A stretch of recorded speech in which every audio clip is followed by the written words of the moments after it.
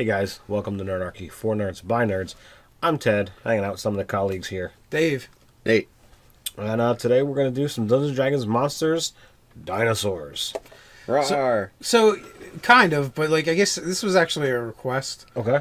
from Laughing Out Loud. What was it? Or Laughing to Death. What is it? Laughing to Death, right? I'm laughing to death.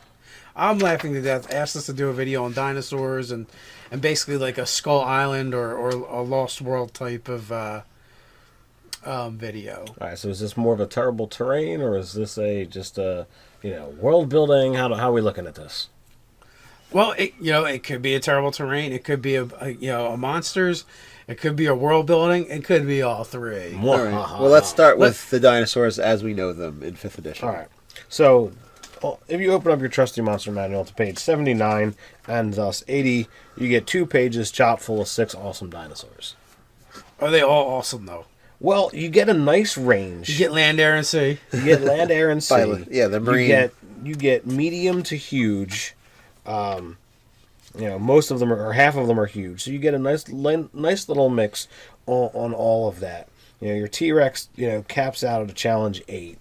And he's biting you with essentially 4 great axes. Yeah, and if you're a Circle of the Moon Druid, you cannot turn into him until 24th level. Yep. So Sigh. But the rest of them you can be able to manage. Fairly early. Fairly early. I myself I've loved dinosaurs for years. I see this and I dream that I want to be the druid that turns into an ankylosaurus. But, that isn't too hard. That's like only 9th 9th. level. Yep.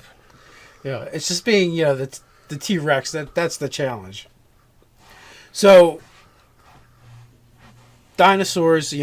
I've done the whole dinosaur island thing in my Shattered Realm campaign way back when. You had a lycanthropic. Yeah, so I had shape changer humanoid dinosaur people as well as dinosaurs running around. Right. And really, I just modeled. I don't know if I made them lycanthropes or if I just modeled off of lycanthropy. Mm-hmm. I think I did I think I went with lycanthropy, but it was the natural one, not the curse. Yeah. Yeah. So you guys even had a paladin. What are the guys? They're like triceratopses without the horns. Starts with a D. I just know Caspsaur, so. And they're a little bit smaller. I don't remember what they're called. They got the beak. They got the frill. No horns. Ted, I'm gonna revoke your dinosaur lover card. Yeah, I'm not thinking of anything that's like that starts with a D. Yeah. Neither do I. Well, I could have that part wrong too. Totally throw you off. Caspsaur, it doesn't have horns. I'm pretty sure. It's just got the frill and the beak. Not totally sure. But I don't know. But is that the one with the crazy frill that the frill goes into the horns? Yeah, I don't know. But sadly, they don't have that here. Otherwise, we would know right now.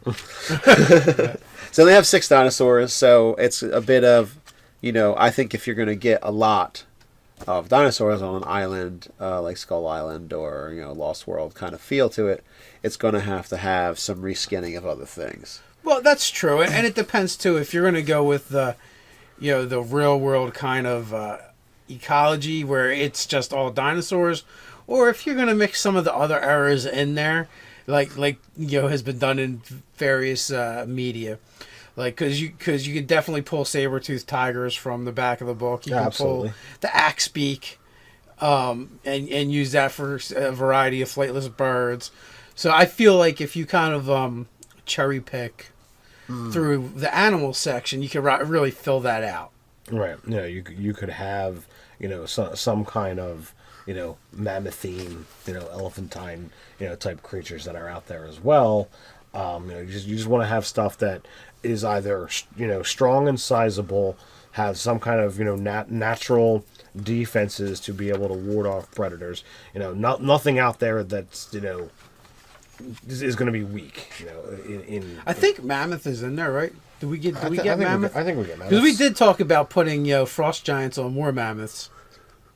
Because what else are you going to do? Now, something to note with the dinosaurs in the Monsters Manual is that they all either have different modes of transportation. Like we do have the different flight sea and air. I mean, in land. But we also have several different types of attacks.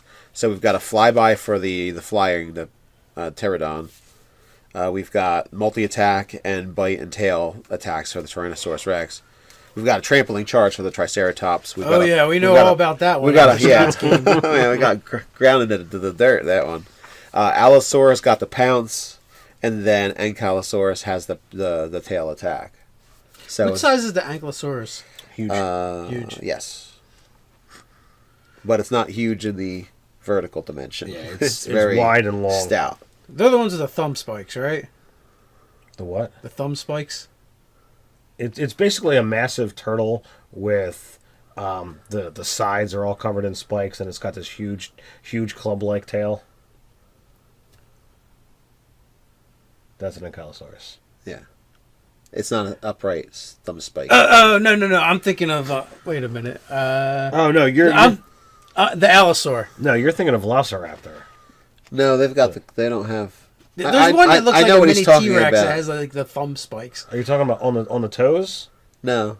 No, on the forearm. So it stands up upright. Yeah, that's not in this one. Yeah. No. So anyway, Lost Island. All right, so or Dinosaur Land, however you want to so- go. Dinosaur Valley. You know. we can do a valley that it's ringed in mountains to keep all of the big things essentially from getting out, or are we doing an island? Or you can put it right in the Arctic. With the old tropicals. Dinosaurs and Arctic don't get along. Under the ice. It was an X-Men reference, but okay. All right, so They could be under the ice in a geothermal. The Lost Lands in Marvel happens to be in the Arctic. Right. I did not know that. How could you not know this? Oh, I'm thinking of Savage Lands. Are we Yeah, talking that Savage is Lands? Savage Lands. Yeah. You know what? I see plenty of comic strips, comic with it, and Magneto talking about it, but I've never actually seen them pan into it. So I was like, oh, I don't know where this is, but I guess it's someplace nice. All right, so Not the Arctic. I like the idea of it being in the center of this huge mountain range, and unless you climb this mountain, then climb deep down in. And travel through. Right. So, the only thing that's weird about that is what keeps the flyers in. Well, if it's a real tall mountain range, it's gonna be too uninhabitable for creatures to fly up that are used to the warmth. So if it's like a whole bunch of geothermal vents and ice mountains around it, it's going to have an issue with getting So up. you're going with the cold barrier. The cold barrier. Cold barrier works. But not the Arctic cold barrier, but the idea that at that altitude it's just so cold and there's still, when it's So summer. brr, I'm going back down. Yeah, they can't make it. So they say, oh, forget this. So unless someone awakened a flyer and said, no, you can really make it. You might actually live. And lied to it. Maybe it would actually make it over, but it stops way before because it's like, I forget this place. Forget this. Yeah, I've got food over here. All right, so now comes the next big question: are there people living there? There's got to be people. There, somebody was dumb enough to climb the mountain and go, "What's on the other side of this?" That's what people do. Yeah, I want to build my hut right here. So Look at all this lush fruit and all these other things. that can eat me. I got a dinosaur. And that's just the fruit. Yeah, you're like, oh no, a dinosaur. So what kind of civilization towns are there, and what does it take to essentially stop the dinosaurs from just trampling over the little people? Well, they probably have gotten good at camouflage and hiding, and going to places that the dinosaurs can't fit in. Maybe high ground. So are they Maybe in high there's ground? caves. Are they in caves? Is it possible that they've got a city literally built into the side of one of the mountains, so that dinosaurs literally can't get into the stone? It could be a walled city. Although, the problem with a walled city would be you still need a walled city requires a lot of resources. Mm-hmm. Yes. So, although you can keep the dinosaurs out of the city, the farmlands becomes another matter entirely. Right. Maybe they live in the trees, either in the canopy, where they only have to deal with the flying dinosaurs, which don't the flying dinosaurs eat fish anyway? So Yes, but you have to remember that I think it would be our opportunist. that some dinosaurs are 20, like 30 a giant feet tall. seagull. Yeah. If You're like, well, Well, I mean, these trees are monstrous. yeah, these Who's- trees no are one's 40 no feet one tall. no one's cut these suckers down. How long have they been there? I don't know. We could get some Triceratops pushing them over on us. I don't know. I think these might have to be mighty. Yeah, Maybe I just picture, you're sitting on your porch and a T-Rex goes by Maybe at eye level. maybe they even have like a that mangrove feel. So there's a whole bunch of barrier too, and that could also be hidey holes for people to be able to get away from larger predators. All right, So so the actual tree itself could be a natural defense, either by getting up high or being in the. how about using that? What if there is a type of plant that grows, in this valley that issues essentially like a pheromone that the dinosaurs don't like? And what if the inhabitants use that as like a natural barrier? And They use it for everything: spice on their food, deodorant. They smell like it. They taste like it. So I think this is a way that they would be able to use something natural, and be able to have a little bit of confidence of, okay, well, I can go out and farm or go out and do things to. Like I picture you're like the players like running into these guys, and they're all wearing these leather thongs with like a turnip hanging from it, and you're like, what's with the radish? What's with the turnip? And they're like, I don't know, we just wear this. And then, while they're asking them, they eat it. What are you talking about? So I don't know. What do you guys think of that idea? I think a root or some kind of herbal supplement. I like or it, and consumption. I want to go as far as to say it's like it's a sacred thing to them, and like they no longer even remember why they do it. They just do It's just in their religion now. Yeah, but the original inhabitants realized that the dinosaurs didn't like this thing, and so they started carrying them around. They made their children carry it around, and the children's children carried it around. Anytime you have, natural predators. I mean, they operate, on multiple levels of hunting. They use sight, they use sound, they use smell, and if you have something that just totally overwhelms a sense, it can just shut them down and say, never mind, it's not worth the hassle. So that protects them from the dinosaurs. But anything else that we put in here that's more mammalian, you would say they're fair game for that. Yeah, They got spears for that. Yeah. Pointy sticks. if you put something like, rhinos or saber-toothed tigers that are a little bit closer to the size of people, they can cope and comprehend with that, as opposed to something as massive as a T-Rex or a Triceratops. Those things can honestly just step on you and kill you. Yeah. So it's like those are the ones to worry about. Well, that's the way I'm talking about. They could have the tree defense. That could be the answer for that. Well, so like they probably inhabit an area where this stuff is plentiful, and not only that, and they grow it themselves because whatever, it's now in the doctrine of their religion to do so. So the area itself is like almost a little pocket that's dinosaur free. I mean, other things will come there and hunt, and then when they leave that area, they take the stuff with them.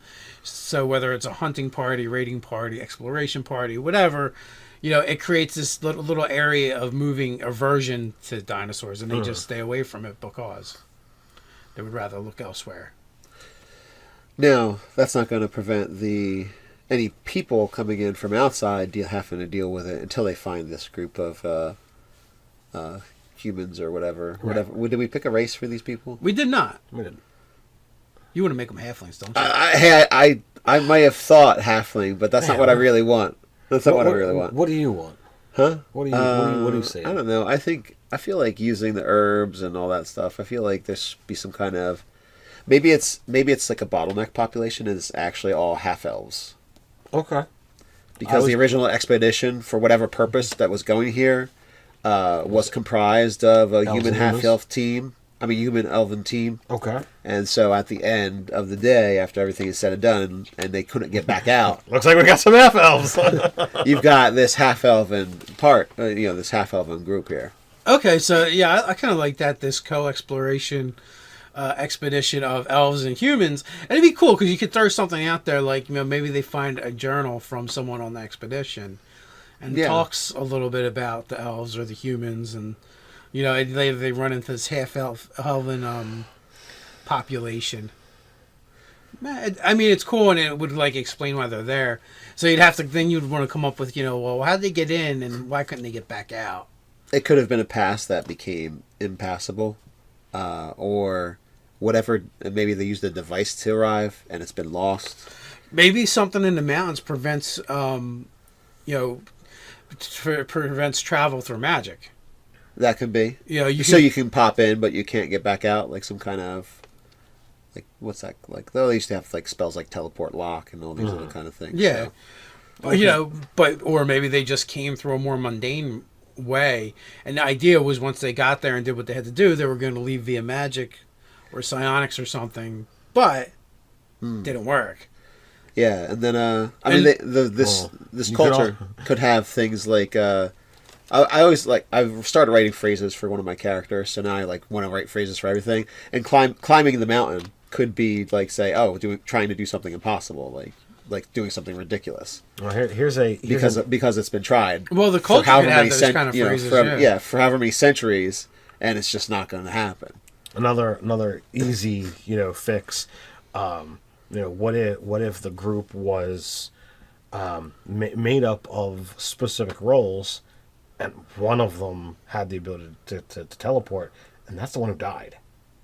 Do that. So this way... So it's inaccessible physically by normal means. Right. I mean, you don't have enough rope, enough pittance, and enough know-how to get out of this, I kind of like the idea of there being, secret ways in and out. That you can, it would be a whole adventure quest in itself. Right, but these guys who's, haven't haven't been here for generations, haven't managed to find a way out, and maybe they looked for a couple of years and just said, look, let's just settle. After the first generation, though, there's always the chance that you stop trying. That's what I'm saying. This is home. Right. Yeah, so 30, 40 years go by. And most of the humans from the expedition are dead or whatever. And no one thinks about leaving. It's just well, this is where we are, you make the best you can. Yeah, they figure it out.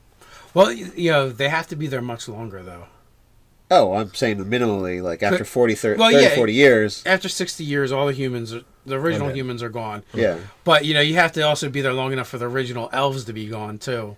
Yeah, so 1,000 years or so, right? Yeah, so after the first, the first grouping of elves kind of fade away. Well, maybe not quite that long, too, because if they're older when they get there as well. So maybe only 500 years. Right. I don't even remember how long elves live in this edition. I'm not certain specifically, but I always want to say 1,000 years. I know it's not that much. No. I want to say 700. No. Let us know who's right. What could it possibly be? You guys discuss. I'll find the answer. Sure. Okay. So all right. So we got the idea of this. We have this tight knit community of half elves. Mm-hmm. They follow this crazy religion that they kind of made up. Well, yeah, it's the survival religion. Yeah. It's the religion of life. Maybe you follow it and you get to live. Maybe they worship the oldest T-Rex in the valley. Well, I mean that wouldn't last very long. It would if you kept worshiping it and it gave it eternal life. So 750 years. Okay. Yeah, so another 500 years. The price is right for me then. And what's that? I said the price is right for me. Yeah. And then 1,000 years, and then you're into another generation. So right. Mm-hmm. But yeah, so I like this idea of that enough people have worshipped this one dinosaur long enough that it actually has become like the spirit T-Rex or whatever that continues on. Yeah, and I would not say worship in the sense of reverence, but more of worship in the sense of fear. It is like the shadow deity of their religion, like the thing that will eat you in the night kind of feel to it, rather than, oh, you're so big and powerful, we're going to worship you like some kind of demigod. If you're gonna go that route, I'm gonna have to ask for some kind of distinctive marking. Does it have a certain scale pattern that none of the others have? Does it have some kind of severe battle scar? They'd have to be able to tell it apart from every other one. It was just the largest at the time. and it ate some of the You people. know what, too? I'm kind of having this idea, right? So we really need the elves to die Right. from this original expedition to make things work right. Right. Well, that could happen. So, but what if there's a disease that kind of takes them in, after, they've been there for 50 to 100 years. Okay. But it only affects the full-blooded elves. Okay. Oh, so So- like humans have immunity to this disease, so And we so half do elven the- children. So they're the half-elven children. Okay. So, so they've been around. Yeah, so, because I want a civilization there kind of that's been around long enough with enough generations to have its own identity. But the problem is if you have these elves lingering around from second or third generation, Yeah, it's that's really going to dilute that, and they're going to Right. bring their values from wherever they came from before. Humans are nice and easy because they don't live very long. Right. Yeah, it's easy to change them after a few generations. Because even 1,000 years is not that long if you put elves into the mix. Right.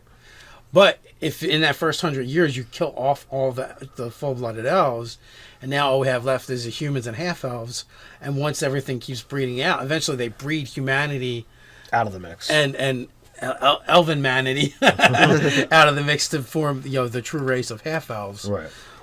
So now we have 700 years of nothing but half-elf generations. So that's gone, and they whether it's the original settlers or soon after they discover this area where this one plant grows that the dinosaurs stay away from. They from it a whole religion kind of springs up, and then for some reason they start revering this as the one T-Rex. Or maybe if the population's big enough, perhaps that's a counter religion. Where they've been worshiping and following this. So like maybe someone gets in their head, if I make sacrifices of the hunt to this creature, it'll leave us alone and or protect us or something. Yeah, or we get to revel in its power or something kind of darker. It could even be a whole separate civilization. Like a whole other tribe. Yeah, another culture, a tribe that our half elves are kind of at war. So you have the good half elves and the bad half elves. Yeah, I'm not feeling the mix. There's enough things in this place to worry about that they're not gonna turn on their own. Well, Dave always likes to add the 11th conflict, so he can just pick and choose whichever one he wants to use. Man, you need choices. He likes to make lots of those choices available. I know. So I mean, it's good. It's a good setup, but it does tend to make a very conflicted world. So it's a struggle with have they been there long enough that they feel safe enough behind this barrier or whatever it could be a this root secret plan society is that they want to go this route, or is it something where is this division of community a threat to survival? So that's the things you have to kind of war with, because I absolutely want it to be a threat to survival. And here's the thing: no matter how screwed up things are, you deal with it long enough, it becomes normal. That's true. Yeah, this is true. So there's a bunch of giant lizards that want to eat you all the time. That's Tuesday. And Wednesday, and Thursday, and Friday. Yeah, so and then if they kind of come up with this defense, there's not really that much of a problem unless they leave or something really extraordinary happens. So now all you have to deal with is saber-toothed tigers. And a saber-toothed tiger isn't going to attack a large group. It'll pick off stragglers. Yeah. Right. Or saber-toothed tiger ate my baby. Yeah, that kind of stuff. That kind of stuff. So I feel like anytime you have any kind of civilization, you need to introduce some political stuff. Okay. It's just what we do as people. We can't. So would you say it's an entire other tribe, or are we saying it's a secret cult? It could go either way. Okay. I would say I like the idea of a secret cult. Having two areas that are blocked off from dinosaurs, even in a large valley. I think it's going to be improbable or a little obvious to the other. So if you have the base religion of very natural and ancestors and spiritual. They may or may not pray to a specific religion. They might do ancestors, and the younger generation might be like, well, hasn't worked out well for us so far. Look at this thing out there, and they yeah, it's like a throwback to old days. Like maybe it's kind of almost like a Muslim Christianity thing where they have the a prophet that they revere, and really it was just the oldest elf that died, right? And maybe he was the one that discovered the secret root that they all cultivate and use now. So you that's what I'm saying. So maybe it's like a religion, not a god per se. Right. And it's just their faith, their belief. Yeah. And it's basically based off of like maybe these tenets that like the wisest elf happened to be like, okay, we got to do this, and this to survive long enough to make it out of here. Right. But he kind of came up with this stuff before the disease hit, and then the disease like went through the elves like lightning. Mm-hmm. And that's all they had left, and he was like the last one to succumb. Right. And they've kind of like maybe they built a little temple to him. They put down like a lot of his sayings, like a more like an ancestor worship rather than a reverence for a deity. So the things that he came up with to survive day to day, they are taking as the tenets of faith. Yes. Yeah, and so and eventually, and not ancestor worship. No, he's the prophet. Oh, okay, all right, gotcha. Yeah, he's like the honorable prophet Muhammad, or whatever. Maybe we shouldn't say that. Now someone's going to blow up Ted's house and kill us all. Okay, please don't. We meant it in a good way. We like him. That's all good. We're talking fictional stuff in this video. That won't matter.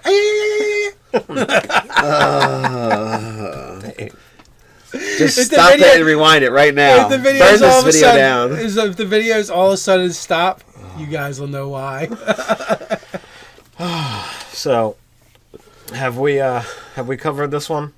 I think so. There's definitely a lot more we could do with it, but this is one of those videos that could probably go on and on and on. Yeah. I think we went a little too far anyway. So we got some cool stuff. You got a nice little terrible terrain. You got some world building going on. And, there's not much plot and tactics on using dinosaurs. They're just awesome. You could even, have someone control them and have them knock over trees to crush your players. Because that's what happened to us. Yeah, allegedly. Goring and trampling wasn't enough. Yeah. So what do you guys think? Do you like this idea? How do you use dinosaurs in your game? Do you have any ideas of how we can expand upon our little, lost civilization? So with that, put your comments below, like, share, even subscribe. You can tweet at us over on the Twitters. I also enjoyed the conversation over on Reddit. So until next time, stay nerdy.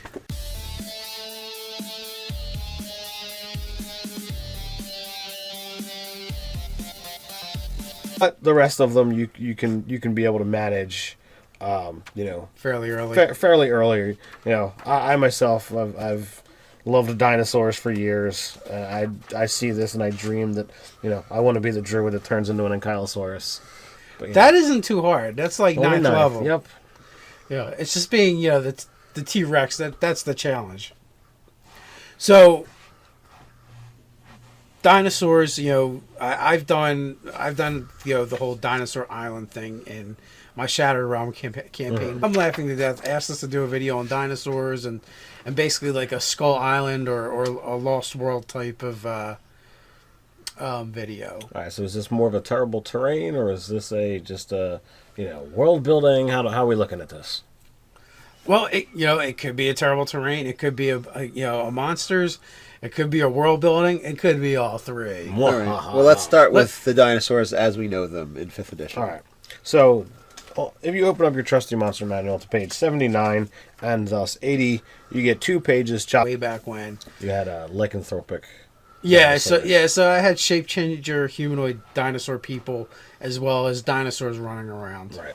And really, I just modeled. I don't know if I made them lycanthropes or if I just modeled off of lycanthropy. Mm-hmm. I think I did I think I went with lycanthropy, but it was the natural one, not the curse. Yeah. Yeah. So you guys even had a paladin. What are the guys that they're like triceratopses without the horns? Starts with a top full of 6 awesome dinosaurs. Are they all awesome though? Well, you get a nice range. You get land, air, and sea. You get land, air, and sea. Yeah, the marine. You get medium to huge. Most of them or half of them are huge. So you get a nice little mix on all of that. Your T-Rex, caps out at a challenge 8.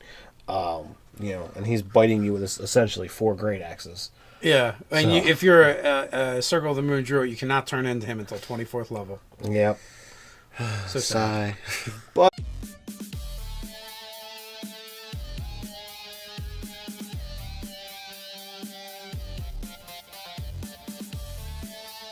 hey guys, welcome to Nerdarchy, for nerds by nerds. I'm Ted, hanging out with some of the colleagues here. Dave. Nate. And today we're going to do some Dungeons & Dragons Monsters, Dinosaurs. So kind of, but I guess this was actually a request. Okay. From Laughing Out Loud. Was it? Or Laughing to Death. What is it? Laughing to Death, right? I'm laughing to death.